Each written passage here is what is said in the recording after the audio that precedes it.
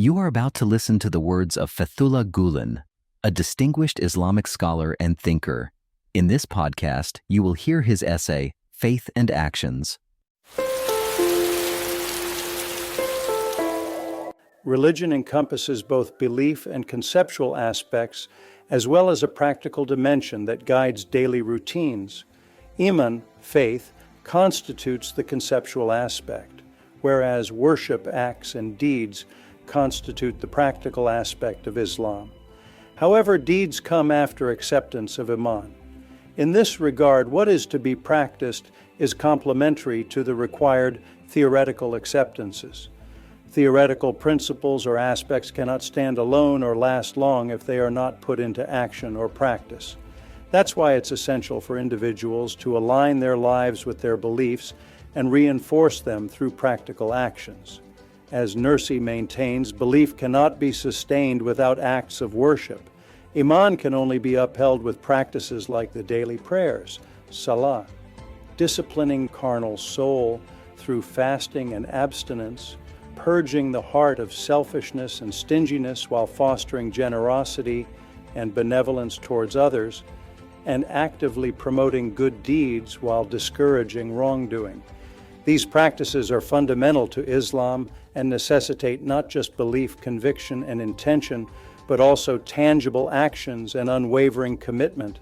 In essence, each pillar of Islam acts as a support, reinforcing Iman from various angles. In this respect, worship refers to the way people both affirm belief and submit themselves in humility to God. A believer demonstrates their distinction through their actions, distinguishing themselves from those without faith. It is only through practical worship and devotion that a believer truly demonstrates their faith in and relationship with God. To the degree they strengthen that relationship, they will spiritually flourish and activate the inherent angelic aspects in human nature. This is the true meaning of worship, which should be profoundly observed. This bond needs to be protected for a lifetime.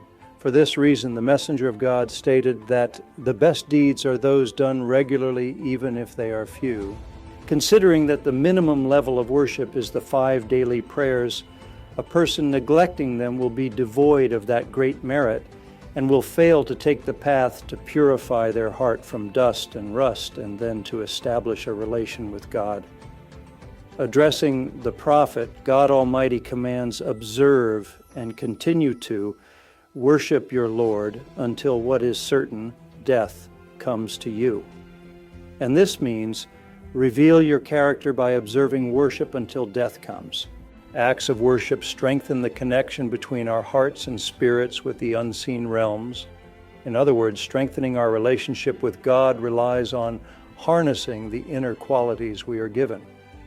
Just as specific exercises improve our physical endurance, flexibility, strength, and balance, certain acts of worship refine and elevate our spiritual faculties and subtleties, dispelling fearfulness and hesitation in devotions. In this state, bodily fatigue, the allure of food, or material pleasures are unlikely to hinder our worship of God.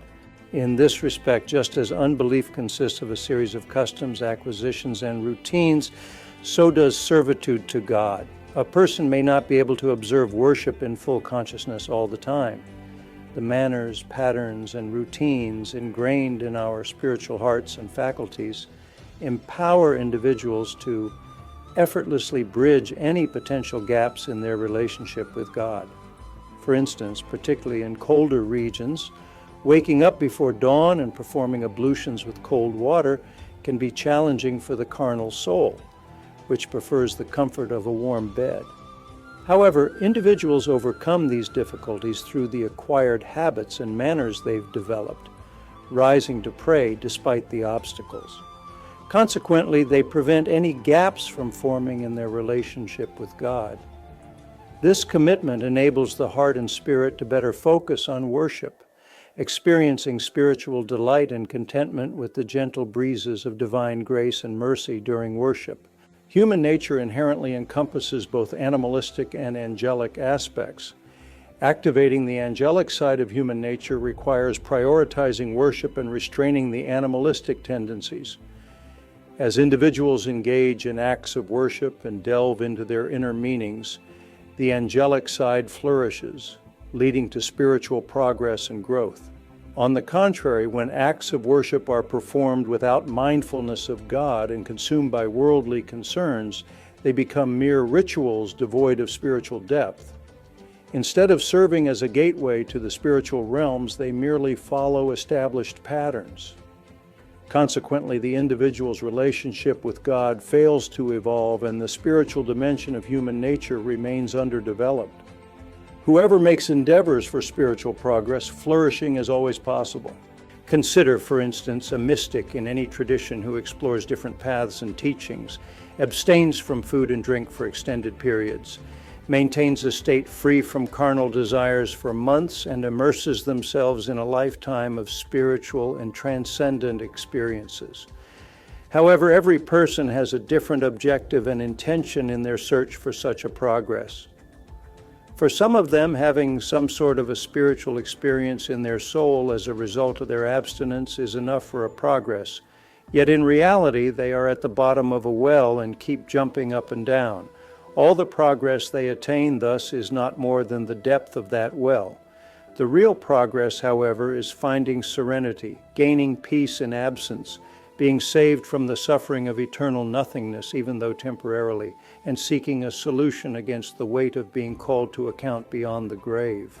Today, people who are devoid of the correct understanding of divinity remain doomed to the narrow frame of their belief. They can barely make any progress pertaining to the spiritual realms. They observe some forms of abstinence only to have an inner spiritual experience. On the other hand, for those on the right path of belief, the acts of worship they observe is like a locomotive in its right tracks. The worshipers arrive at a different station at every stage of life, gain insight into things that exist or happen around us, seek out and feel delight in the divine names and attributes, and become enraptured before the greatness of God Almighty Himself.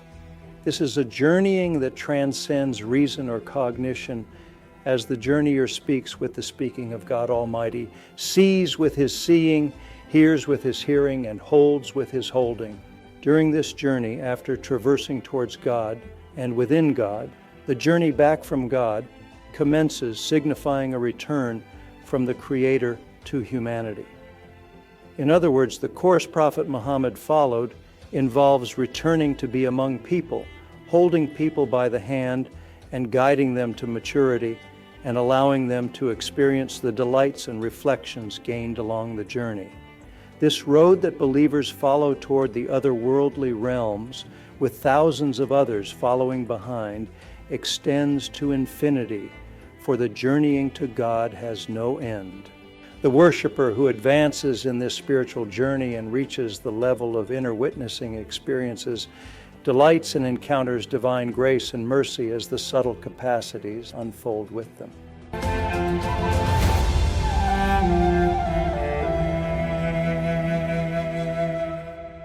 You have just listened to the words of Fethullah Gulen brought to life through an AI-generated voice.